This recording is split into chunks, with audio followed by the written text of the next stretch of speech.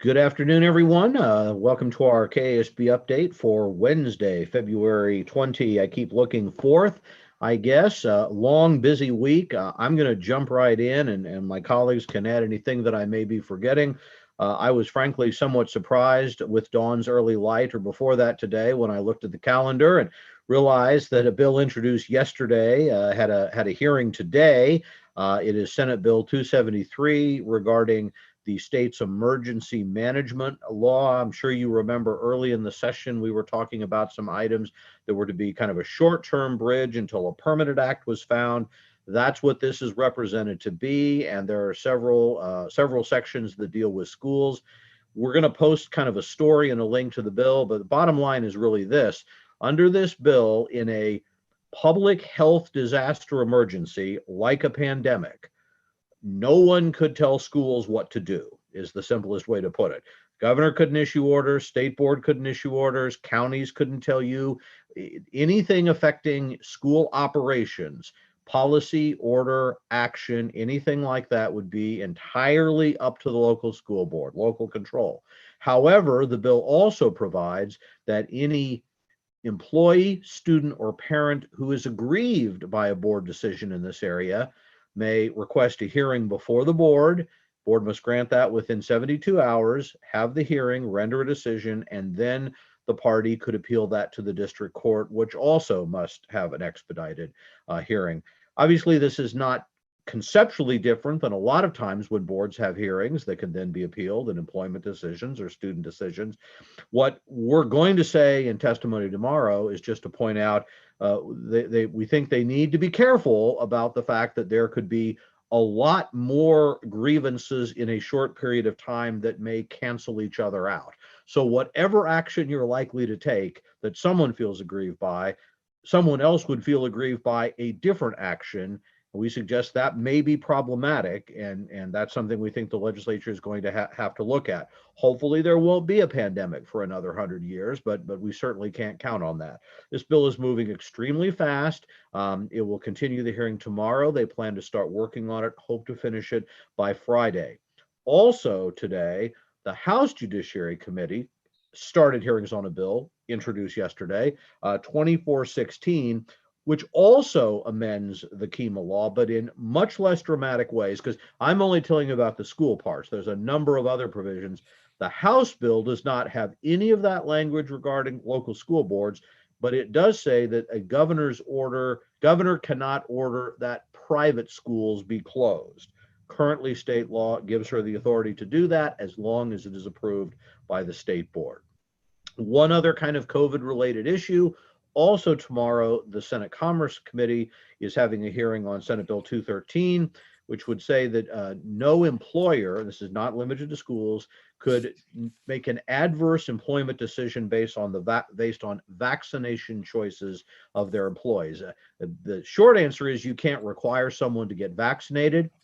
We're going to have neutral testimony saying, again, we're not aware of any districts trying to do this, but understand that there could be interpretations that simply following your leave policy, if someone doesn't get vaccinated, gets COVID, runs out of leave, is it an adverse employment decision to say, we're sorry, you're out of leave? We're a little concerned that maybe that should be clarified. We're going to submit that. Finally, on my day today, Senate Education had a hearing on an important bill we are supporting, Senate Bill 31, which would, in our view, positively amend the state aid formula for capital improvement. This bill passed the Senate last year, didn't make it through. We testified in favor. Senate Ed is going to be working the next 2 days on trying to get through all the bills they've had. That was my day. Leah, how was yours? Not as busy as yours, but I listened into the House Commerce Committee, which was hearing House Bill 2354, which regarded employees of professional organizations who belong to a professional organization, such as the teachers union or other unions, could opt to not have union dues deducted from their paycheck, and the employer, in our case, the school district, would have to notify them of that opportunity, and they would have to renew that notification every year.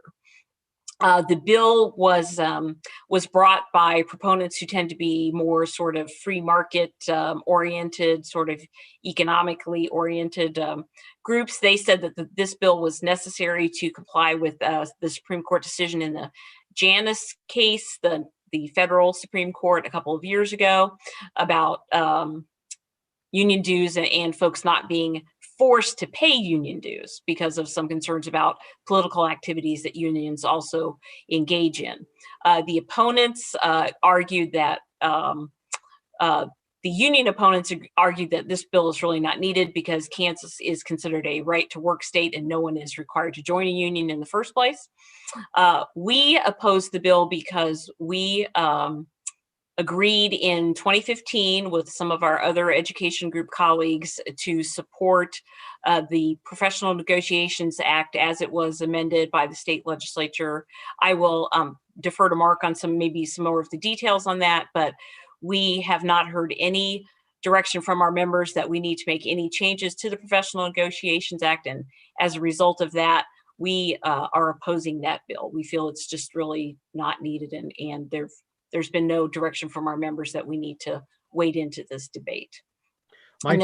Go ahead. Well, I might just note there is another bill that would also deal with collective bargaining that has been introduced, but has not been scheduled for a hearing. So we will be watching that as well. Excellent. And then in House Education today, they took final action on a couple of bills. The teacher liability insurance bill was again kind of an anti-union bill, saying people could get liability insurance without joining a union. That bill failed in committee. And then the Civics test bill 2039, which we've been following, that was passed out of committee several days ago without a recommendation, which is kind of a tepid, sort of a meh kind of a reaction from a committee, and it was kicked back into committee. There was an amendment adopted today that softens the language somewhat. It says that a student would have to take and pass a 60-question test that's drawn from the citizenship test for folks who wish to become a naturalized American citizen, and that is a free test, and people could just access that online. That takes care of some of the cost concerns around this, but it still says that a student would have to take and pass that test at some time between 7th grade and 12th grade in order to graduate from high school. So that's still an issue for us and for some other organizations, and I would imagine for the state board. It does also direct the high schools who are accredited high schools would be required to report the achievement data from that 60-question civics test to the State Board of Education in order for the state to get some kind of objective measure of how students are doing on civics tests and on civic education and civic engagement. Okay, we got a little less than 2 minutes left. Scott, anything you want to report on? Well, I'll just add two things. I think obviously the backdrop for Senate Bill 273 is there's been a pretty big dispute between the Democratic governor and the Republican legislative leadership over actions the governor took in closing schools and in shutting down some businesses during the pandemic, and this is part of the result of that. Also, did you mention, is there still a hearing on Senate Bill 235? And there is. I forgot that. So very quickly, tomorrow, the Senate Education Committee still having a hearing on 235, which would require that all school districts be offering all students an in-person option full-time by March 26th. So that hearing will be held tomorrow. That is expected to be worked by Friday. With that, I think we're just about out of time. So we would tell you House K-12 budget is meeting to work on the Department of Education budget tomorrow. So it could be a longer night or day or evening or whatever. We may be a little later bringing this, but we'll wait till that's over to give you your update tomorrow night. And then join us sometime Friday. There may be an adjustment because there's several meetings that may go across the noon hour. We're trying to decide how to handle